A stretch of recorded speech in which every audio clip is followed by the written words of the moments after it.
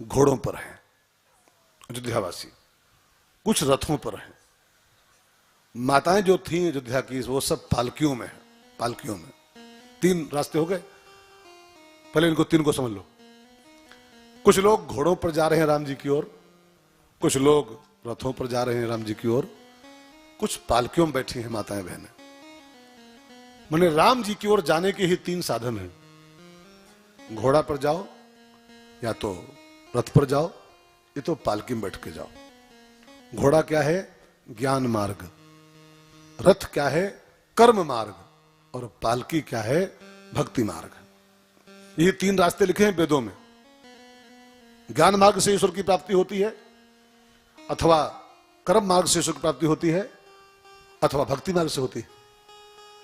घोड़े वाले सब ज्ञान मार्गी हैं, राम जी को पाने जा रहे हैं। घोड़ा माने होता है मन, और ज्ञान मार्ग की पहली शर्त है कि मन को काबू करना होता है। ज्ञान मार्ग का वही पथिक बन सकता है जो घोड़े पर सवारी कसे, उसकी लगाम थाम ले, मन कंट्रोल कर ले, वो ज्ञान मार्ग पर चलने का अधिकारी है। दूसरा रास्ता है कर्म मार्ग। वेद में 3 रास्ते बताए गए भगवान को पाने के। कर्म मार्ग रथ मार्ग है, रथ वाले जो सवारी हैं, पथिक हैं। रथ में कई उसके डिपार्ट होते हैं।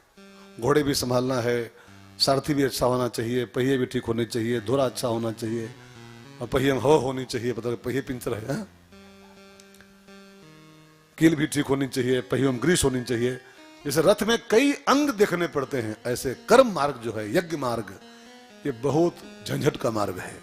यज्ञ मार्ग में बहुत लफड़े होते हैं। आचार्य भी ठीक हो, यजमान भी ठीक हो, हवन सामग्री भी ठीक हो, मंत्र भी ठीक बोले जा रहे हो, पता लगे मंगलम भगवान विष्णु, मंगलम गरुड़ध्वजा, मंगलम पुंडरी काक्षाय, मंगलाय तनोहरि। काक्षाय है, झोंके में बोलते, झोंके में लोग, झोंके में मंगलम पुंडरी काक्षाय, मंगलाय तनोहरि है।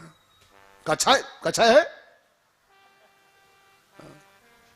यज्ञ मार्ग है कर्म मार्ग, इसमें बहुत खिटखिट होती है। आचार गड़बड़ हुआ आपकी नाश हो जाएगी, मंत्र शुद्ध हुआ आपकी नाश हो जाएगी। कर्म मार्ग पर चलने वालों की। एक सेठ था ना, उसकी पत्नी बीमार हुई तो उसने बुलाया पंडित काशी से।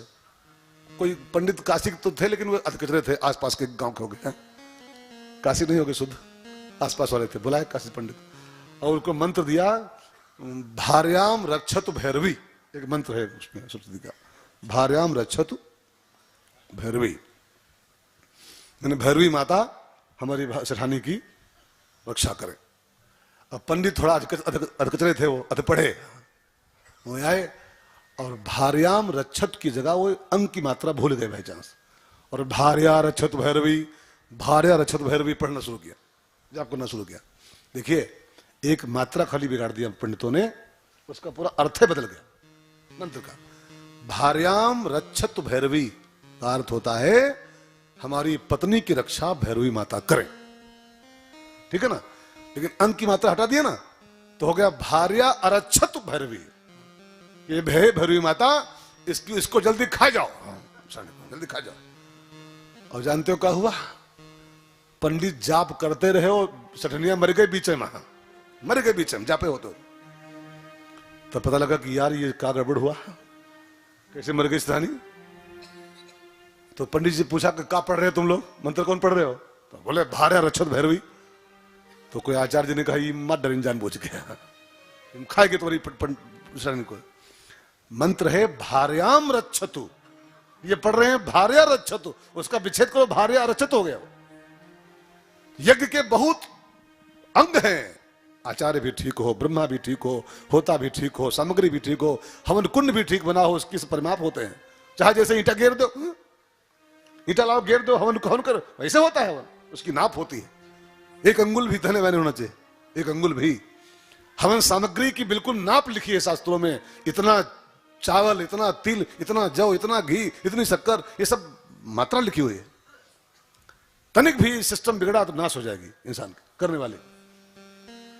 जैसे रथ में तमाम अंग देखने पड़ते हैं तब रथ वाले मंजिल पहुंच पाते हैं, ऐसे कर्म मार्ग जो है बहुत खिटखिट का मार्ग है, बहुत संभाल पाओगे तब मंजिल पहुंचो। बात समझ में आ रही? नहीं आ रही। तीसरा मार्ग है पालकी मार्ग। पालकी मार्ग में कुछ करना नहीं होता है, बस पलथी भीर के और पालकी में बैठ जाओ। जिसको उठाना उठाएगा, जिसको ढोना है ढोएगा, और जिसको पहुंचाना है पहुंचाएगा। पालकी में कुछ लफड़ा नहीं है। ज्ञान मार्ग में घोड़ा काबू करना होता है, कर्म मार्ग में रथ काबू करना पड़ता है, तमाम उसके अंग हैं, डिपार्टमेंट देखने पड़ते हैं। लेकिन भक्ति मार्ग इसलिए आसान माना गया है, कुछ नहीं करना है, बस अनन्यश्चिन्तयन्तो मां ये जना पर्युपास्ते तेषां नित्याभियुक्तानां योगक्षेमं वहाम्यहम्।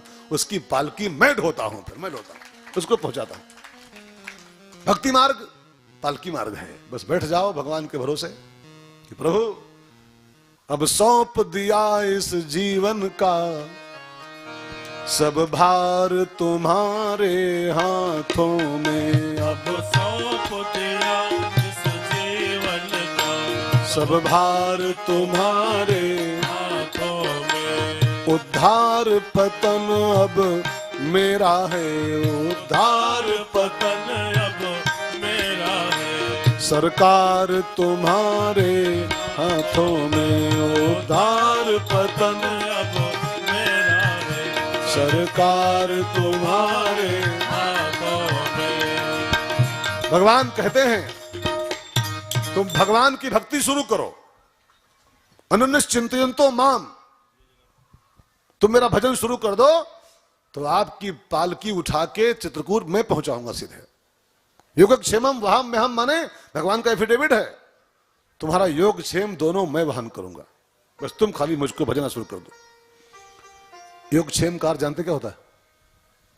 योग माने होता है हम जो कुछ पाना चाहते हैं कि ये मिले ये मिले ये मिले, उसको योग बोलते हैं। और दूसरी इच्छा होती है जो मिला है इसकी रक्षा होती रहे, उसको क्षेम कहते हैं। जो है मेरे पास वो बचा रहे, सुरक्षित, उसको क्षेम कहते हैं। भगवान कहते हैं बस तुम चिंतयन्तो मां, मेरा भजन शुरू करो, मेरी भक्ति शुरू करो, तुम्हारा योग और क्षेम दोनों मैं वहन करूंगा। तुमको जो चाहिए वो दूंगा, और जो दूंगा उसकी सिक्योरिटी भी मैं करूंगा।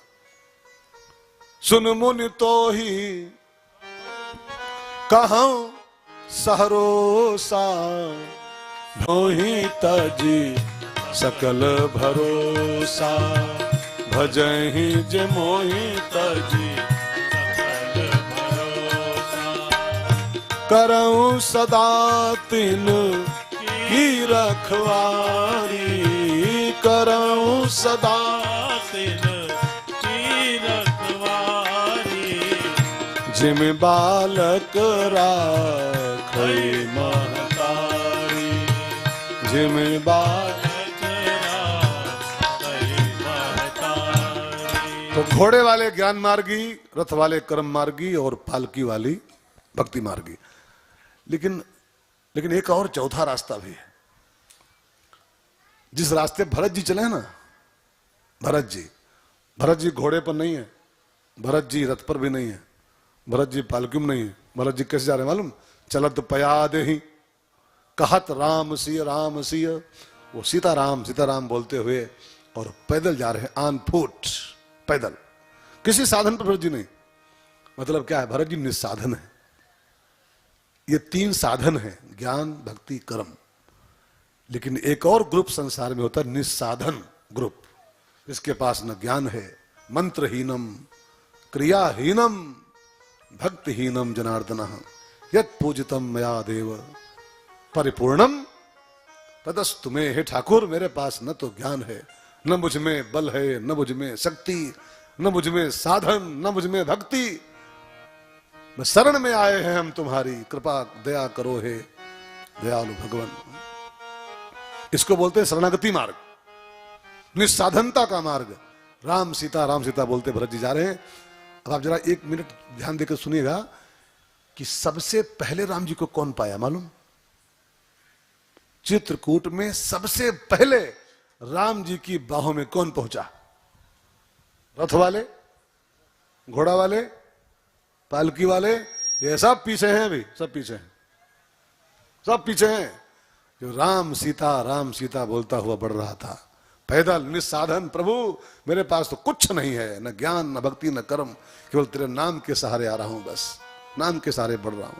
जो नाम भरोसे चलते हैं, नाम आधारा, वे ज्ञानियों से, भक्तों से और यज्ञ वालों से पहले पहुंच जाते हैं राम जी के पास। इसलिए गोस्वामी जी ने कहा है, कल जुग जोग न यज्ञ न ज्ञान, कल जुग जोग न यज्ञ न ज्ञान, एक आधार राम गुण गाना, एक आधार राम गुण गाना।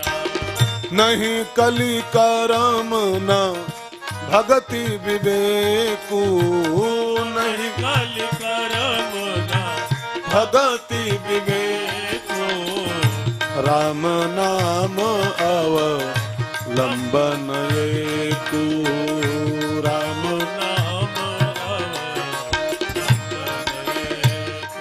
भरत जी पैदल चलने को तैयार हुए राम राम बोलते हुए। मेरी भी आपसे विनती है, अगर आप ज्ञानियों से पहले, कर्मकांडियों से पहले और भक्ति वालों से भी पहले चित्रकूट पहुंचना चाहते हो राम जी की बाहों में, तो आप इन तीनों रास्तों को छोड़ करके चौथा रास्ता तुरंत पकड़ लो आज से ही। बस आज से प्रभु, बस तेरे नाम के सहारे चल रहा हूं, बस नाम के भरोसे।